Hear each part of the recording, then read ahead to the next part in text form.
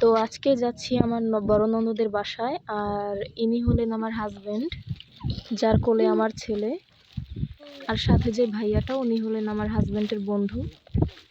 তো আজকে আমরা সবাই একসাথে বেড়াতে যাচ্ছি আমার বড় ননদের বাড়ি।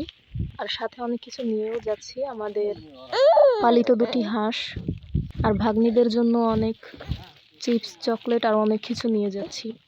তো যাওয়ার পথে কিছুটা ফুটেজ আপনাদের দেখিয়ে দিচ্ছি। এত সুন্দর দৃশ্য, মানে প্রকৃতির একটা আশ্চর্য রূপ এখানে, খুবই মনোরম পরিবেশ।